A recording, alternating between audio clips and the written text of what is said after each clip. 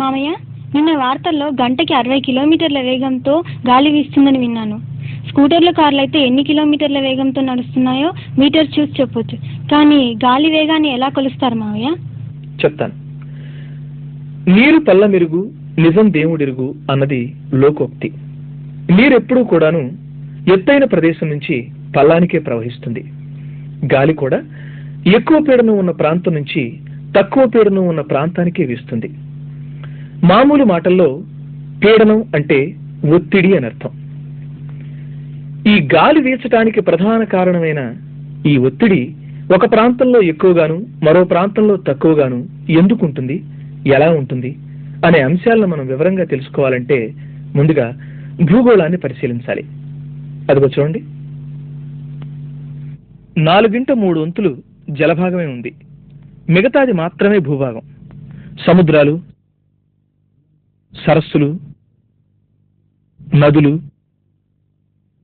చెరువులు మొదలైనవి నీరుండే ప్రదేశాలు. పగటిపూట సూర్యుని కిరణాలు సోకటం వల్ల భూభాగం త్వరగా వేడెక్కుతుంది.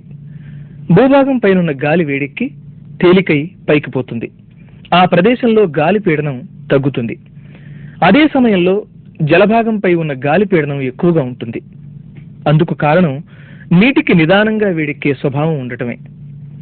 పగటిపూట గాలి ఎక్కువ పీడనం ఉన్న జలభాగంపై నుంచి తక్కువ పీడనం ఉన్న భూభాగం దిశగా వీస్తుంది. అది ఎంత వేగంగా ఎంత బలంగా వీస్తుందనేది ఆ ప్రదేశంలో ఉష్ణోగ్రతపై ఆధారపడి ఉంది. రాత్రి కాగానే ఇందుకు భిన్నంగా గాలి భూభాగంపై నుంచి జలభాగం వైపుకు వీస్తుంది.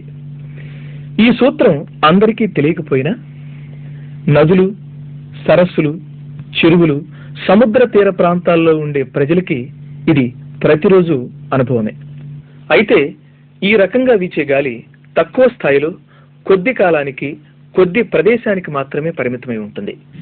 ఋతుపవనాల గురించి మీరు ఎప్పుడైనా విన్నారా? వినలేదు మావయ్య. అసలు ఋతుపవనాలు అంటే ఏంటి?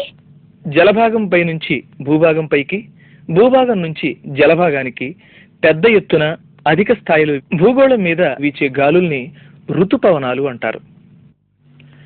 వేసవి కాలంలో భూభాగం వేడెక్కుతుంది గాని జలభాగం అంతగా వేడెక్కదు.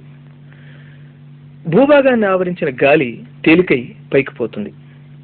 మహాసముద్రాలపై నుంచి వీచే చల్లని గాలులు భూభాగం దిశగా పయనిస్తాయి. అలాగే ఈ చల్లగాలులతో పాటు మేఘాలు కూడా భూభాగం దిశగా ప్రయాణిస్తాయి.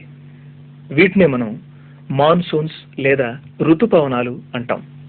అయితే ఇవే గాలులు శీతాకాలంలో మాత్రం వ్యతిరేక దిశలో వేస్తాయి. కారణం ఏమిటంటే శీతాకాలంలో జలభాగం కంటే భూభాగం చల్లగా ఉండటమే ప్రధాన కారణం. ఇంతేకాదు, సూర్యకిరణాలు భూగోళంపై కొన్ని ప్రాంతాల్లో నిటారుగాను మరికొన్ని ప్రాంతాల్లో ఏటవాలుగాను సోకటం వల్ల, భూగోళం నిరంతరంగా భ్రమించటం వల్ల కూడా వివిధ ప్రదేశాల్లో గాలి పీడనాల్లో వ్యత్యాసాలు ఏర్పడి ఒక్కోసారి అల్పస్థాయిలో, కొన్నిసార్లు అధిక స్థాయిలో ఒక ప్రదేశం నుంచి మరో ప్రదేశం దిశగా గాలులు వీస్తాయి. వాతావరణంలో గాలి కూడా ఒక ముఖ్యమైన అంశమే. అయితే ఈ గాలి వీచే దిశని, గాలి వేగాన్ని తెలుసుకోవటం వాతావరణ పరిశోధనలో ఒక ప్రధాన అంశం కూడా. మరి ఈ వీచే దిశని, వీచే వేగాన్ని ఏ పరికరాలతో అంటే ఏ సాధనాలతో కొలుస్తారో ఇప్పుడు మనం చూద్దాం.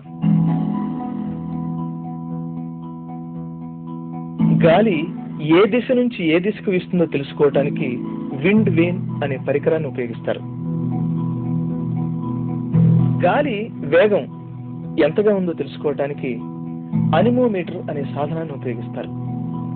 ఈ పరికరాలని నేలపై అమర్చరు. భవనాలపై గాని ఎత్తైన కొండ ప్రదేశాల్లో గాని వీటిని అమరుస్తారు. ఈ ఇన్స్ట్రుమెంట్ పేరు విండ్ వేన్. దీని ఉపయోగము గాలి దిక్కు తెలుసుకోవచ్చు. ఏ దిక్కు నుంచి మనకు గాలి వీస్తున్నది అనేది ఇది సూచిస్తుంది అనమాట. అంటే మనకు ఏ పక్కన ఏ డైరెక్షన్ నుంచి మనకు గాలి వీస్తుంది అనేది విండ్ డైరెక్షన్ అంటారు. అంటే గాలి ఎటు నుంచి మనకు వీస్తుందో దాన్ని మాత్రం విండ్ యొక్క దిక్కు అంటారు. అది ఈ బాణం రూపంగా ఉన్న ఈ విండ్ వేను ఎటు సూచిస్తూ ఉంటే అటు నుంచి మనకు గాలి వీస్తుందని మనకు సూచిస్తుంది అనమాట.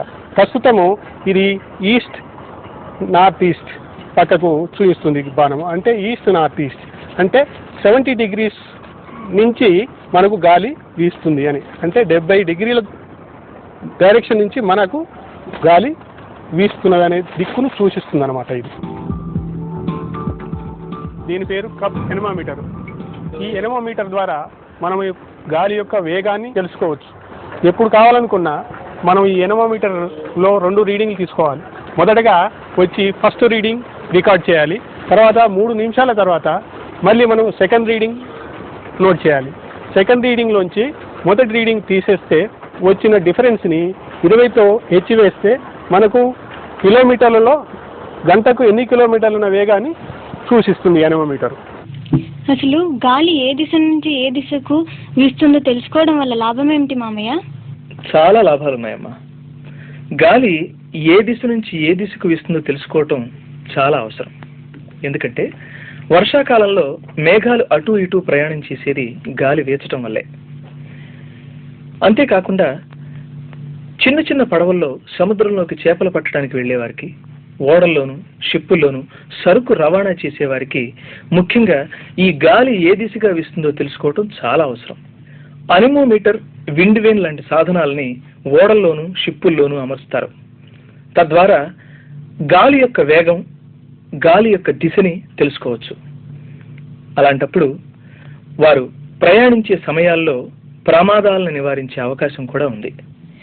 గాలి వేగంగా వీస్తే మంచిదా, మెల్లగా వీస్తే మంచిదా?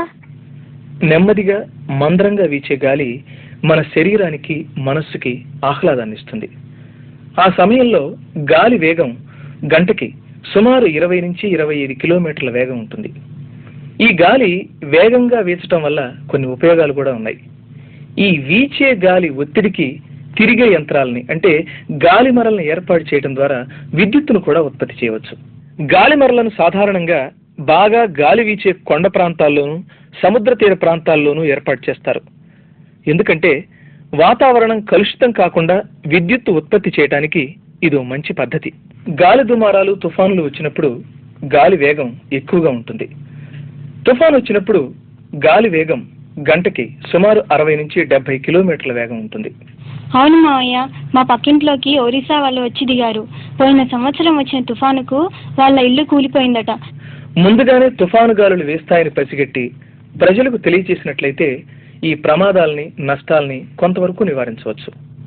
అయితే వాతావరణ కేంద్రం వారు సరైన సమయంలోనే హెచ్చరికలు చేస్తుంటారు, కానీ మరి తుఫాను గాలులను మనం ఎవరూ ఆపలేం కదా. ఈలోగా జరిగే నష్టం కొంత జరిగిపోతుంది. అర్థమైంది కదా? అయితే మనం ఇంతవరకు నేర్చుకున్న ఈ పాఠ్యాంశంలోని కొన్ని ముఖ్యమైన అంశాలని మరోసారి గుర్తు చేసుకుందాం. గాలి ఎక్కువ పీడనం ఉన్న ప్రదేశం నుంచి తక్కువ పీడనం ఉన్న ప్రదేశానికి వీస్తుంది. గాలి పీడనంలో వ్యత్యాసం ఏర్పడటానికి ముఖ్య కారణం ఆయా ప్రదేశాల్లోని ఉష్ణోగ్రత.